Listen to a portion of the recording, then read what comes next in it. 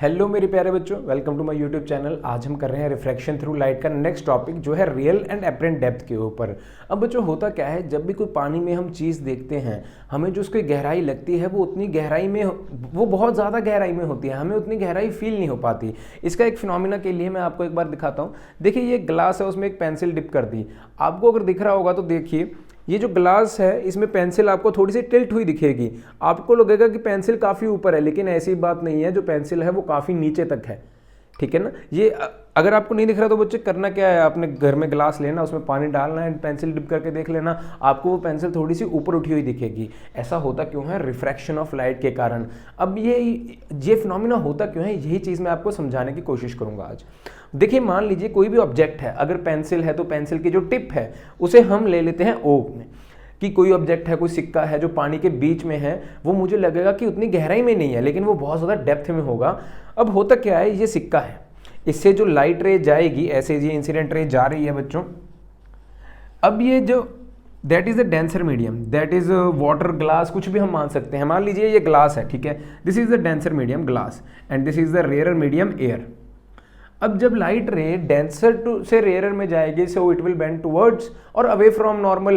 तो बच्चों अगर आपको याद होगा तो it will bend away from normal, ये नॉर्मल से अवे बेंड हुई। यहां मान लीजिए एक आई है, एक मिनट बच्चों, यहां मान लीजिए एक आई है, तो आई जो है वो इसको ट्रेस बैक करेगी। ट्रेस बैक करते करते उसको तो लगेगा कि ऑब्जेक्ट ऊपर पड़ा है।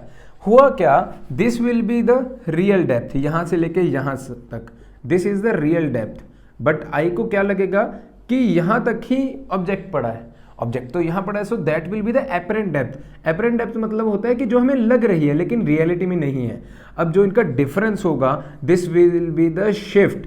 तो हाँ, आज हम यही निकालने की कोशिश करेंगे कि ये शिफ्ट कैसे आएगा। इसके बाद हम चलेंगे ट्रायंगुलर प्रिज्म्स में जो लाइट रिफ्लेक्ट करेंगे अलग अलग डायरेक्शंस में, लेकिन वो बाद में, पहले ही। अब ये शिफ्ट कैसे आएगा उसके लिए देखिए, अगर मान लीजिए this is the incident ray, तो angle with the normal will be equal to angle of incidence. ये रिफ्रैक्ट हो गई, so this is the angle of refraction. बच्चों अब देखते हैं ये जो शिफ्ट आई है ये कितनी आएगी। इसके लिए हमें क्या निकालना पड़ेगा, सबसे पहले देखिए ये जो ए ओ बी लिखा है इसे मैंने एंगल आई लिख दिया। Angle A O B how can be equal to angle I. तो देखिए ये बच्चों एक जेड बन रहा है ऐसे, दिस इज अ जेड। तो आपने 7th क्लास में पढ़ा होगा कि अगर जेड के बीच में दो एंगल्स आते हैं that will be the alternate interior angles, और वो इक्वल होते हैं। यहाँ हमें रीजंस नहीं लिखने, हम मैथ्स नहीं कर रहे, साइंस है, बस आपको ये मालूम होना चाहिए कि ये एंगल आई मैंने लिखा क्यों। वैसे ही एंगल आर मैंने इसको बराबर क्यों लिखा, बिकॉज अगर ये आर है तो ये भी आर होगा। ऐसा क्यों? अगर बच्चों दो ऐसे पैरेलल लाइंस हैं तो उनमें बनने वाले दोनों एंगल्स क्या होंगे, सेम होंगे। So angle A I B is equal to angle R, हम ऐसा लिख सकते हैं।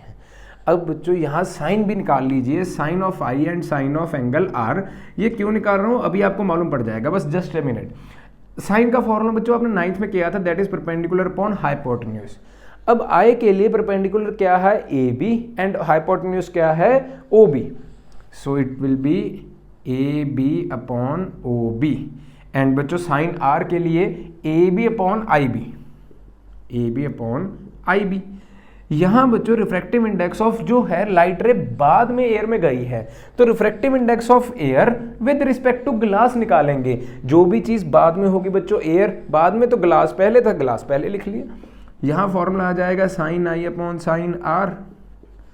So refractive index of air with respect to glass will be equal to sine I. Sine I कितना है बच्चों, A B upon O B, A B upon O B divided by sine R कितना है, A B upon I B, A B upon I B. A B से A B तो cut हो गया बच्चों, हमारे पास क्या बचा, I B upon O B. यहां बच्चों refractive index of air with respect to glass आया, लेकिन हम कभी भी ऐसा नहीं निकालते हैं। हम हमेशा refractive index of glass with respect to air, refractive index of kerosene oil with respect to air, water with respect to air, मतलब कि हवा के कंपैरिजन में बाकी सब चीजें निकालते हैं। तो ये तो बच्चों उल्टा आया हमारा। अब इसको करना क्या पड़ेगा, हमें इसको प्रॉपर वे में बनाना पड़ेगा। इसको ऐसे लिखना पड़ेगा, refractive index of glass with respect to air. हम हमेशा गाढ़ापन कंपेयर करते हैं एयर के मुकाबले, एयर के मुकाबले ये चीज़ कितनी गाढ़ी है, कितनी रेयर है, वो हम कंपेयर करेंगे। तो बच्चों ये उल्टा हो गया, तो यहाँ भी तो रेसिप्रोकल करना पड़ेगा। यहाँ बन जाएगा O B upon I B. And O B, अगर बच्चों ऊपर से देखेंगे तो ये जो गैप है ना ये ज़्यादा नहीं होगा, ये जो बी पॉइंट है यहाँ शिफ्ट कर सकते हैं, ये गैप ज़्यादा नहीं होगा, ये बात आपको ध्यान रखनी पड़ेगी।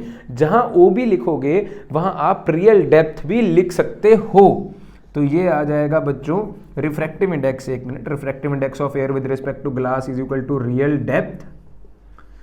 एंड जो बच्चों आई बी है, आई बी भी इधर हो गया तो this will be equal to apparent depth. अगर ऑब्जेक्ट हमें ऊंचा दिखाई दिख रहा था तो वो अब एपरेंट डेप्थ हो जाएगी। यहां आप लिख सकते हो apparent depth, this will leads to apparent depth.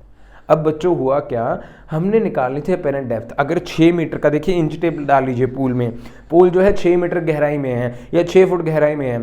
अगर बंदा एक ऊपर खड़ा है उसको पूल कितना गहरा दिखेगा आप निकाल सकते हो। Refractive index of water of glass आपको मालूम है इतना तो है ना, रिफ्रैक्टिव इंडेक्स ऑफ वाटर से डिवाइड कर दीजिए उसको रियल डेप्थ को, आपके पास आंसर आ जाएगा। देखिए कैसे, यहाँ से बच्चे अपेरेंट डेप्थ हमने जो निकाल लिया उसको ऊपर ले आए, real depth divided by refractive index of glass.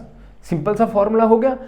किसी भी चीज़ की अपेरेंट डेप्थ, वो चीज़ हमें कितनी ऊंची दिखेगी, तो उसको निकालने के लिए रियल डेप्थ जो होगी वो इंच टेप से आप नाप लीजिए, कैसे भी आप मेजर कर लीजिए, क्वेश्चन में दी होगी, उसको डिवाइड कर दीजिए रिफ्रैक्टिव इंडेक्स से, उसी मीडियम के। अगर वो ग्लास है तो ग्लास के, refractive index of kerosene oil है तो कैरोसिन ऑयल के, अगर वाटर है तो वाटर के।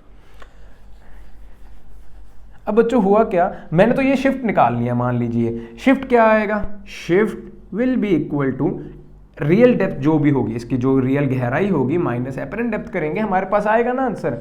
तो एपरेंट डेप्थ का तो फॉर्मूला ऑलरेडी आपने निकाल लिया, real depth upon refractive index of glass. यहाँ से रियल डेप्थ को जो है कॉमन निकालिए, आंसर बचेगा 1 minus refractive index of glass, that is the shift. मैंने बच्चों एक बार ये न्यूमेरिकल देखा था पेपर में आया हुआ कि हमें शिफ्ट निकालनी थी, वेरी इजी क्वेश्चन, शिफ्ट बहुत ही इजीली निकल गई, लेकिन ज़्यादा क्वेश्चंस नहीं आते इस पे, जितने क्वेश्चंस आते हैं वो मैंने आपको करा दिया। अब ये जो रियल डेप्थ है, ऐसे क्वेश्चन जरूर आ सकते हैं थ्योरेटिकल, अगर ये आपको ड्राइव करना नहीं आया, आपको इस पे न्यूमेरिकल नहीं आया, थ्योरेटिकल क्वेश्चन जरूर आएंगे कि रियल डेप्थ जो है ऐसे 3 फैक्टर्स बताइए जिन पे वो डिपेंड करेगी। तो रियल फैक्टर बच्चों सबसे पहले तो डिपेंड करेगी जो मटेरियल हम ले रहे हैं, रिफ्रैक्टिव इंडेक्स जो ले रहे हैं, क्योंकि हमें फॉर्मूला क्या पता लगा, apparent depth and real depth का। ये जो शिफ्ट है वो किस पे डिपेंड करती है, देखिए शिफ्ट जो डिपेंड करेगी real depth 1 minus 1 of refractive index. ये जो रिफ्रैक्टिव इंडेक्स है अगर चेंज हो जाएगा तो real depth and apparent depth भी चेंज हो जाएगी, सब कुछ चेंज हो जाएगा। रियल डेप्थ तो वही रहेगी, एक पूल में अगर पानी भर दिया, कैरोसिन ऑयल भर दिया या ग्लास भर दिया, रियल डेप्थ तो वही रहेगी उस पूल की, लेकिन ये रिफ्रैक्टिव इंडेक्स चेंज हो जाएगा। तो सबसे पहले तो रिफ्रैक्टिव इंडेक्स पे डिपेंड करेगा, ये जो शिफ्ट है वो रिफ्रैक्टिव इंडेक्स पे डिपेंड करेगा। जितना बच्चों रिफ्रैक्टिव इंडेक्स ज्यादा होगा शिफ्ट भी उतना ही, हम यहां लिख लेते हैं, ऐसे लिख लेते हैं, रिफ्रैक्टिव इंडेक्स अगर ज्यादा होगा तो बच्चों शिफ्ट भी ज्यादा होगा। आप कीवर्ड्स ऐसे ही नोट कर लीजिए। सबसे पहला हो गया रिफ्रैक्टिव इंडेक्स। सेकंड बच्चों हम लिख सकते हैं wavelength of light, wavelength of light. तो रेड के लिए बच्चों लीस्ट होगी शिफ्ट, एंड वायलेट कलर के लिए ये शिफ्ट है जो मैक्सिमम होगी। तो वायलेट कलर आप लिख लीजिए सबसे ज्यादा शिफ्ट होगी, एंड रेड कलर जो बहुत जल्दी से निकल जाता है उसके लिए शिफ्ट होगी सबसे कम। तीसरी चीज बच्चों आ जाएगी इसकी थिकनेस।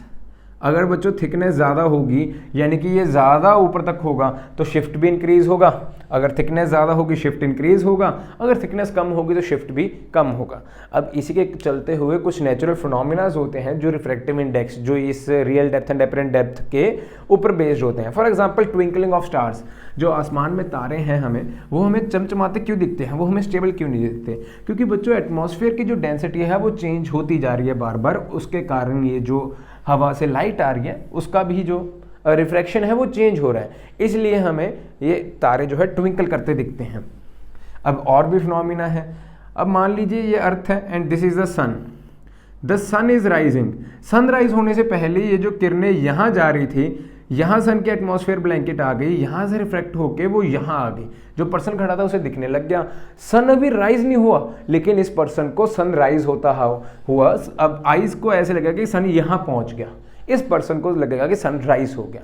अब सन जब पूरा दिन चक्कर लगा के यहाँ सेट होने लगा, सन सेट हो चुका है ऑलरेडी, सन डूब चुका, लेकिन उसकी जो किरणें हैं रिफ्रैक्शन होने के कारण यहाँ फिर से पहुँच गई।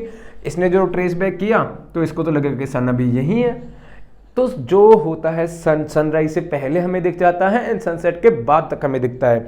आप कभी ध्यान से गौर करना, हमारे फ़ोन में हमारे जो अखबार आते थे उनमें ना सनसेट एंड सनराइज का एक एक्यूरेट टाइम दिया होता है। अब सनराइज से पहले ही सूरज की किरणें हमारे पास पहुंच जाती हैं बिकॉज ऑफ रिफ्रैक्शन। वो टाइम बिल्कुल सही होता है, 1 मिनट का टाइम दिया होता है, मतलब कि 8:59 पे सनराइज होगा तो होगा ही होगा, सनसेट होगा तो होगा ही होगा, 7:59 पे सनसेट होगा।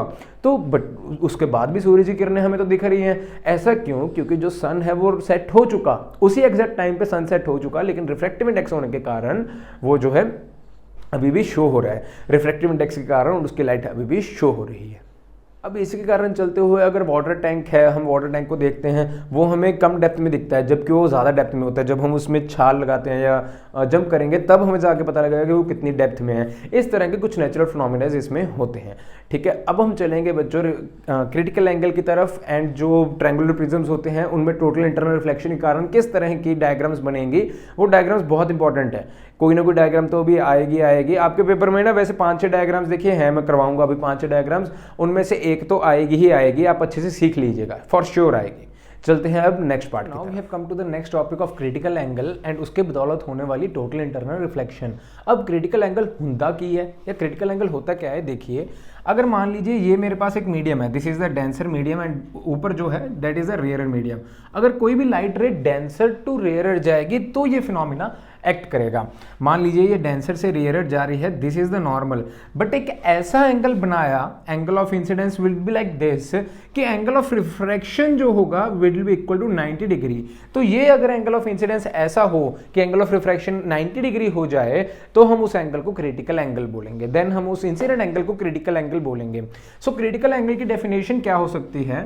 The angle at which the angle of refraction is 90 degree. अब ये क्रिटिकल एंगल से मान लीजिए अगर इंसिडेंट, फॉर एग्जांपल मैं एग्जांपल देता हूँ बच्चों, जैसे ग्लास है, ग्लास का critical angle will be equal to 42 degree. ये आपको याद होना चाहिए कि ग्लास का क्रिटिकल एंगल 42 डिग्री है एंड वाटर का 43 डिग्री है। तो देख लीजिए अगर ग्लास का 42 डिग्री होगा क्रिटिकल एंगल, मान लीजिए ये एक इंसिडेंट रे है, this will be at 42 degree, angle of incidence is equal to 42 degree, then the angle of refraction will be equal to 90 degree, this is the critical angle। अब बच्चों अगर आपके दिमाग में ये सवाल आ रहा होगा कि भैया अगर ये क्रिटिकल एंगल, कि सर ये अगर एंगल ऑफ इंसिडेंस जो है वो 42 से कम हो, यानी कि मान लीजिए 40 हो, 35 हो, तो भैया क्या होगा सर, क्या होगा? तो बच्चों होगा कुछ नहीं, ये जो है रिफ्रैक्शन शो कर देगा, ये जो है इस तरह ऊपर को चला जाएगा। अब डेंसर से रेयरर जा रहा है तो सॉरी बच्चों अवे फ्रॉम नॉर्मल जाएगा, मैंने टुवर्ड्स नॉर्मल बना दिया, this is the away from normal. मान लीजिए 35 है तो यहाँ कुछ हम लगा सकते हैं 55 डिग्री के आसपास समथिंग ऐसा कुछ होगा। तो ये तो हो जाएगा अगर क्रिटिकल एंगल से कम हो।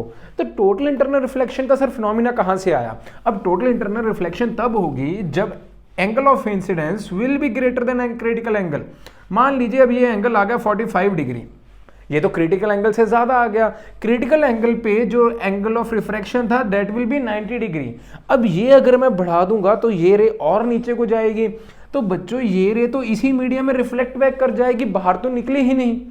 अगर कोई भी इंसिडेंट एंगल क्रिटिकल एंगल से ज्यादा हो जाएगा तो इंसिडेंट रे जो है वो रिफ्लेक्ट हो जाएगी, रिफ्रैक्ट नहीं होगी। There is no refraction, refraction आप देखोगे कि हुई नहीं, द रे गॉट रिफ्लेक्टेड। अब ये बच्चों अंदर से रे आई और अंदर ही रिफ्लेक्ट होगी। इस फिनोमिना को हम बोलेंगे टोटल इंटरनल रिफ्लेक्शन। इस फिनोमिना के बेस के ऊपर ना आपको 1 या 2 न्यूमेरिकल्स आते हैं, वो कैसे आएंगे, आपको कुछ प्रिज्म्स बना के देंगे, वो अलग अलग एंगल्स के प्रिज्म होंगे, उनमें अलग अलग इंसिडेंट रेज जाएंगे, तो जो रिफ्रैक्टेड रे होगी वो कैसे निकलेगी वो अब हम सीखेंगे। ठीक है, मैं आपको एक्सपेरिमेंट्स भी करके दिखाऊंगा, बीच बीच में वो एक्सपेरिमेंट्स आएंगे, बीच बीच में मैं आपको रे बनानी सिखाऊंगा कि वो कैसे बनेगी। तो इस बात का ध्यान रखिएगा कि पेपर में इसका सवाल बहुत बार आता है। एंड क्रिटिकल एंगल हमारे जो रिफ्रैक्टिव इंडेक्स होता है उससे कैसे जो है रिलेशन में है। तो ये एक एमसीक्यू क्वेश्चन है। Sine C where C is the critical angle is equal to 1 upon refractive index of glass with respect to air. हम हमेशा क्रिटिकल एंगल जो भी रिफ्रैक्टिव इंडेक्स होता है वो विद रिस्पेक्ट टू एयर ही निकालते हैं। So refractive index of glass with respect to air is equal to 1 upon sine C, या हम इसका vice versa sine C is equal to 1 upon refractive index of glass with respect to air भी लिख सकते हैं। अब critical angle depend किन चीजों पे करता है बच्चों? सबसे पहले तो कलर ऑफ द लाइट। अगर कलर बच्चों जैसे रेड होगा तो क्रिटिकल एंगल थोड़ा सा कम होगा, अगर वायलेट होगा तो क्रिटिकल एंगल थोड़ा सा ज्यादा होगा। देन कलर के बाद आ जाएगा बच्चों टेम्परेचर के ऊपर। ये दोनों चीजों के ऊपर हमारा क्रिटिकल एंगल डिपेंड करता है। अब हम चलते हैं सीधा जो पेपर में सवाल आते हैं उनके ऊपर। बच्चों अब हम आ गए उन सवालों पे जो पेपर में आपसे सबसे ज्यादा पूछे जाते हैं, जो होगा deviation of light through various prisms. ये जो प्रिज्म्स होंगे अलग अलग एंगल्स के होंगे। सबसे पहला प्रिज्म आपकी बुक में जो दिया है that is 90 degree, 45 and 45 degree. अब अगर इंसिडेंट रे यहां से पास करेगी तो उसके साथ क्या होगा अभी देखिए।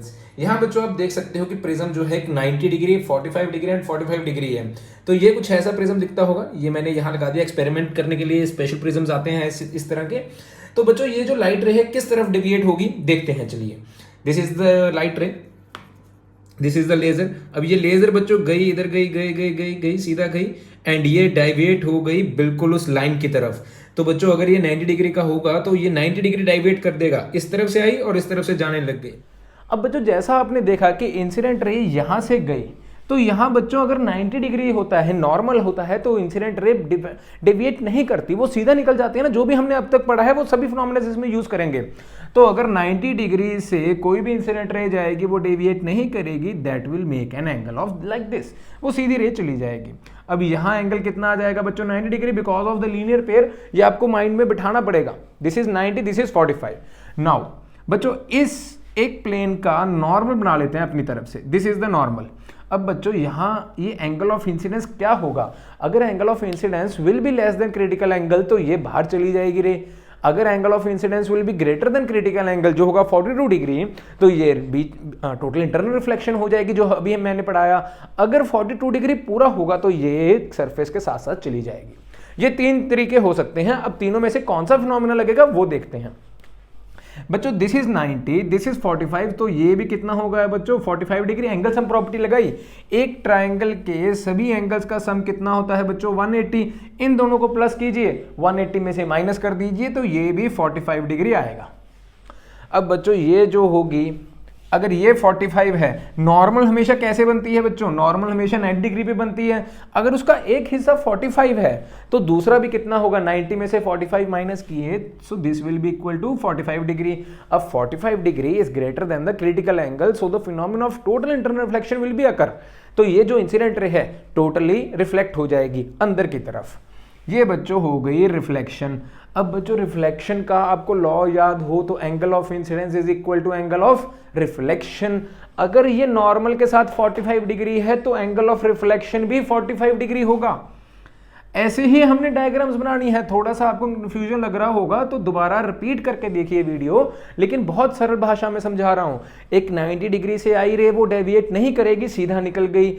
अब सीधा निकलने के बाद एंगल ऑफ इंसिडेंस कितना होगा वो कैसे जाने? सबसे पहले जो एंगल प्लेन के साथ बन रहा है वो साइड के साथ बन रहा है वो देखिए।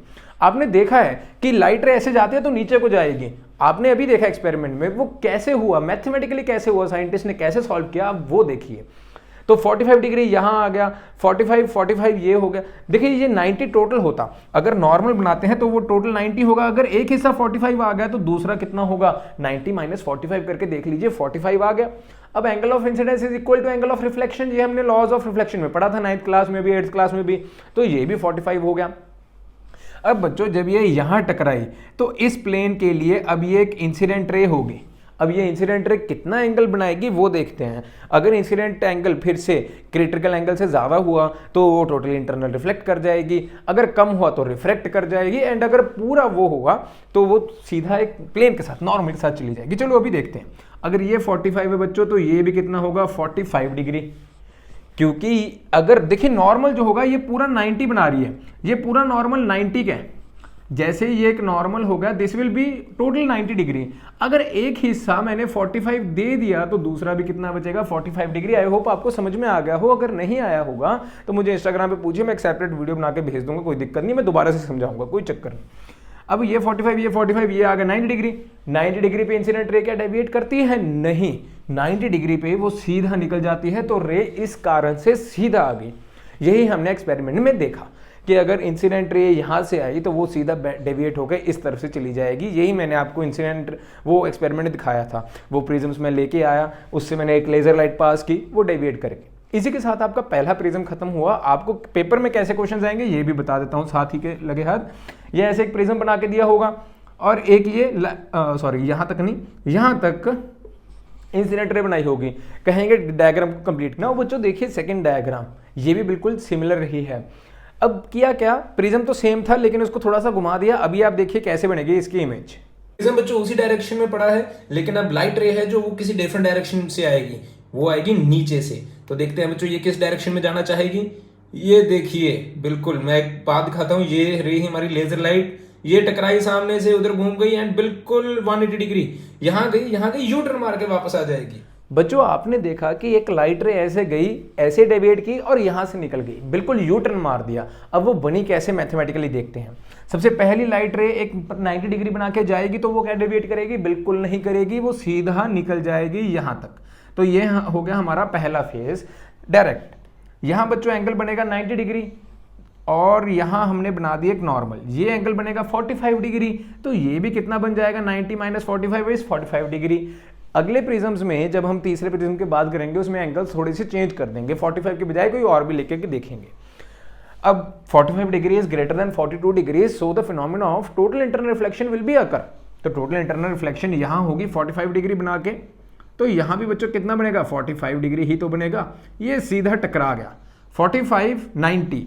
एंगल्स हम प्रॉपर्टी लगाइए, एक ट्राइंगल के जितने भी एंगल्स होते हैं उनका सम क्या होता है बच्चों? 180।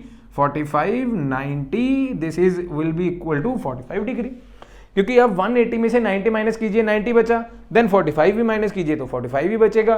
तो यहां भी बच्चों क्या आ जाएगा? 45 डिग्री। हमें ये नहीं चाहिए, हमें चाहिए एंगल ऑफ इंसिडेंस। अगर एंगल ऑफ इंसिडेंस 42 से ज्यादा होगा तो टोटल इंटरनल रिफ्लेक्शन होगी। एंगल ऑफ इंसिडेंस निकालिए कितना आएगा। अगर बच्चों ये 40 है, नॉर्मल पूरा 90, तो angle of incidence will be equal to 45 degree. अगर आपको नहीं याद तो angle of incidence is equal to angle between incident ray and normal, not with the plane, incident ray and normal, उसके बीच में जो एंगल बनेगा।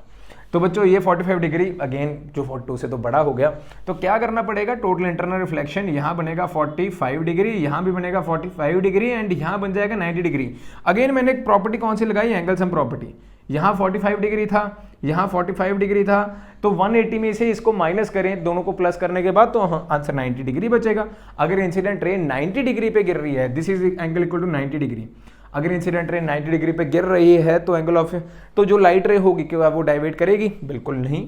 अगर आपने कहा था नहीं तो आप सही हो, इस तरफ आ जाएगी।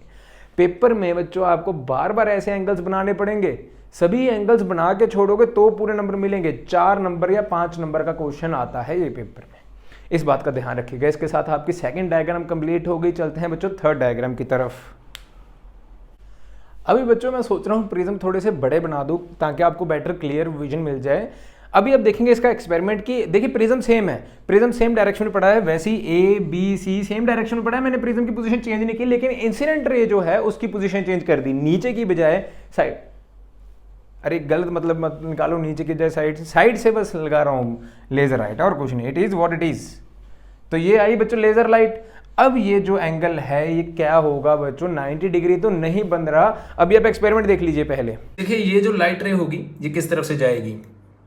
ये बच्चों लेजर गई, ये टकराई यहां से, ये वहां बिल्कुल सीधे वहां निकल गई। जो बच्चों आप ये डायरेक्शन में देख रहे हो ना, this laser light is because of reflection, वो मैं अभी आपको समझाऊंगा पूरी वीडियो में। लेकिन ये जो है असली लाइट रे उस डायरेक्शन में जा रही है जो सामने है, दैट इज द रिफ्रैक्शन। तो बच्चों आपने देखा कि ये इंसिडेंट रे जो है वो ऐसे टकराई, फिर ऐसे टकराई, फिर सीधा निकल गई, है ना। अब ये हुआ कैसे मैथमेटिकली? अब यहां बच्चों 90 डिग्री तो नहीं बन रहा, तो ये होगी रिफ्रैक्शन।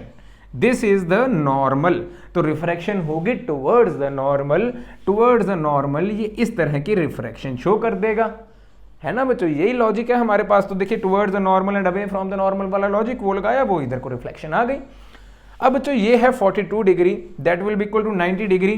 तो यहां से टकराने के बाद ये हो गया हमारे पास नॉर्मल। अब इसमें हम ज़्यादा एंगल्स नहीं बना सकते, यहाँ से वो लाइट रे कुछ इस तरह डेविएट कर जाएगी टोटल इंटरनल रिफ्लेक्शन की बदौलत। ये जो एंगल है this is greater than 42 degree, sorry less than पड़ गया, ग्रेटर देन 42 डिग्री। यहाँ जो भी एंगल है that is greater than 42 degree, तो टोटल इंटरनल रिफ्लेक्शन होने के कारण वो यहाँ से टकराई एंड यहाँ बच्चों नॉर्मल आ गया, तो अवे फ्रॉम नॉर्मल की बदौलत वो यहाँ से ऐसे चलेगी। ये डायग्राम आपको ऐसे एज इट इज मेमोराइज करनी पड़ेगी, it is what it is, और हम कुछ नहीं कर सकते। तो ये हमारे 3 केसेस हो गए 90 डिग्री, 45 एंड 45 डिग्री प्रिज्म्स के साथ। अब हम चलते हैं नेक्स्ट केसेस की तरफ, जब हम प्रिज्म के एंगल चेंज कर देंगे। That will be our fourth kind of experiment. बच्चों अब देखिए ये जो प्रिज्म है इक्विलेटरल प्रिज्म है, तीनों एंगल्स कितने हैं 60, 60 एंड 60 के। यहाँ से जो लाइट रे जाएगी that will be perpendicular to it. अगर 90 डिग्री बनाते हुए कोई इंसिडेंट रे जाएगी तो वो तो अनडेविएटेड जाएगी, यही मैंने आपको पढ़ाया है ना। थोड़ा सा इसको बच्चों स्लाइटली यहाँ ऐसे कर लीजिए, दिस इज द 90 डिग्री। ये आपको पेपर में बना हुआ क्वेश्चन मिल गया। अब आगे कैसे सॉल्व करना है वो देखिए। पहले experiment. But now we have moved to the another type of prism which is of angle 60 degree. All angles are equal to 60 degree. अब अगर यहाँ से रे आएगी तो वो किस डायरेक्शन में जाना चाहेगी, नीचे वाले डायरेक्शन में। अभी देखते हैं क्या ये बात सही है। तो बच्चों ये आएगी लाइट रे यहाँ से, दिस इज द लाइट रे, ये टकराई और ये बच्चों पूरी नीचे आ गई। थोड़ा सा एंगल नहीं बन पा रहा, ये पूरी नीचे आ गई। अब बच्चों आपने देखा होगा कि वो लाइट रे कैसे गई, यहाँ से टकराई, यहाँ से निकल गई। तो देखते हैं, बना के देखते हैं बच्चों कैसे बनेगा। सबसे पहले 90 डिग्री से जो लाइट रे जाएगी वो यहाँ पहुँची। बच्चों अगर ये 90 है, ये 60, तो ये एक ट्रायंगल कुछ इस तरह का था, this is 60, this is 90। Angle sum property लगाइए, 180 में से इन दोनों का जोड़ घटाइए तो बचेगा 30 डिग्री। यहाँ तो आ गया बच्चों बड़े प्यार से 30 डिग्री, यह आ गई मेरे पास नॉर्मल। इत्थे रख नॉर्मल, आ गई normal.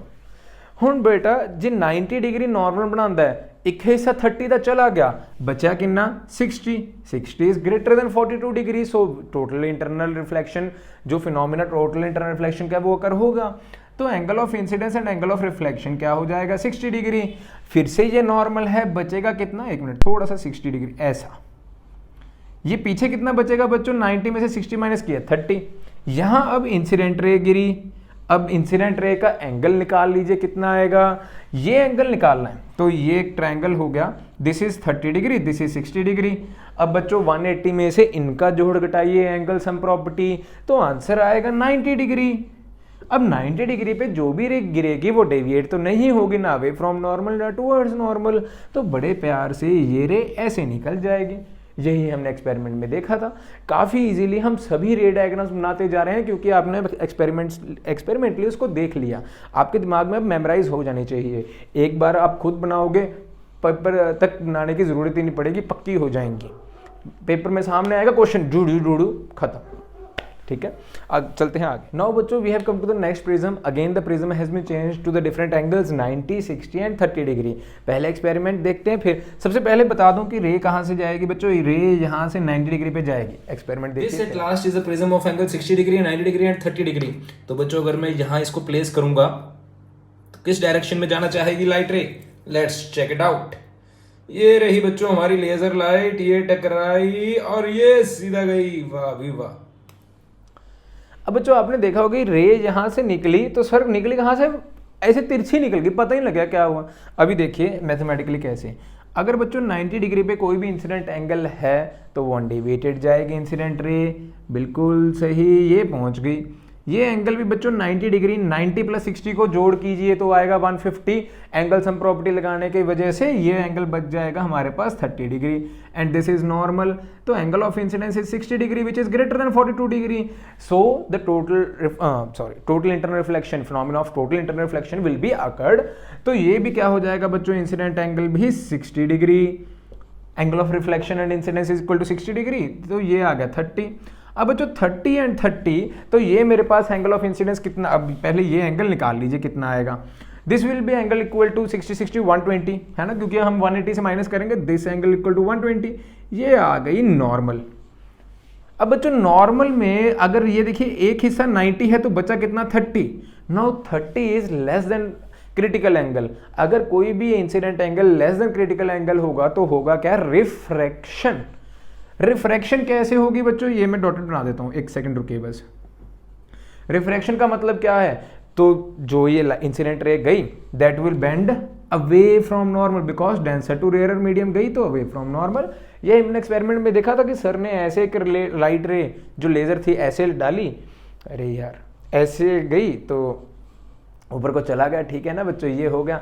You dirty sick people, तो ऊपर को चलेगी रे बस, और क्या है। अब चलते हैं बच्चों अगले रे डायग्राम की तरफ। अब बच्चों इसमें दो रे डायग्राम्स और बच गई कि कैसे यहाँ से गया तो यहाँ से निकल जाता है, वो पूछते नहीं पेपर में, तो मैं नहीं करवा रहा, बुक में एक बार चेक कर लीजिएगा, बस देख के छोड़ दीजिए, वो नहीं पूछेंगे। एक्सेप्शनल केस जो है उसका एक बार पेपर में आया था तो वो मैं ज़रूर करवाऊंगा, वो मैंने देखा है पेपर में आता हुआ, ठीक है। ये बच्चों एक नॉर्मल क्या कहते हैं उसका प्लेन था, जो इंसिडेंट रे थी यहाँ से नॉर्मल आई। अब नॉर्मल आने की वजह से क्या होगा, वो बेंड तो नहीं करेगी, वो सीधा टकरा जाएगी आके यहाँ।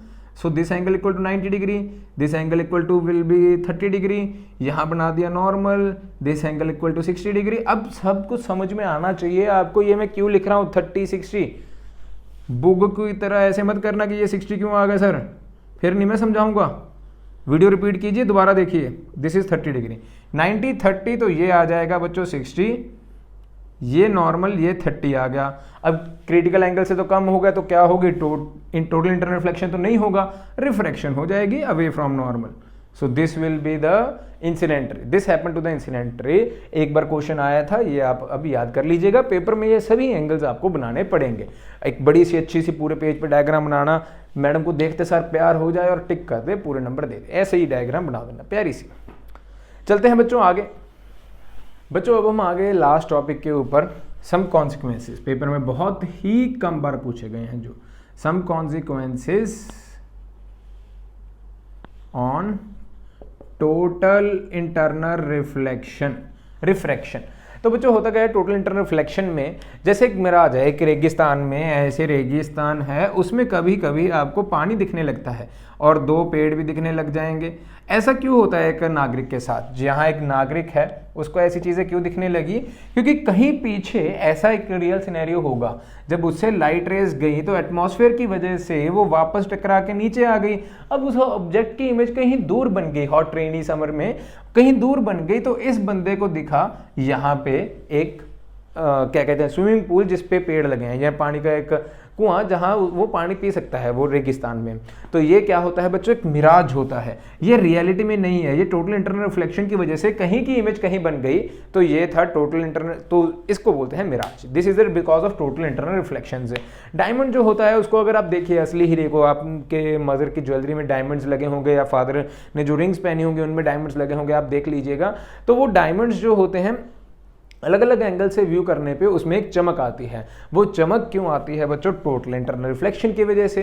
इसी तरह बहुत सारे फिनोमेना टोटल इंटरनल रिफ्लेक्शन के ऊपर बेस्ड हैं, बट ये चीज़ जो है इस चैप्टर में बहुत ही कम पूछते हैं। इसी के साथ आपका ये चैप्टर कंप्लीट हुआ। अगर कोई भी डाउट होगा मुझे ज़रूर पूछिए, कमेंट सेक्शन में बताइए, अगर कुछ सजेशन हो तो भी बताइए, मैं अगली वीडियो में उसको ज़रूर सुधारूंगा। अभी के लिए लेता हूँ अलविदा, thank you, tata bye bye. Channel को कर दीजिए सब्सक्राइब एंड वीडियो को भी लाइक कर दीजिए, दोस्तों के साथ ज़रूर शेयर कीजिए। अलविदा।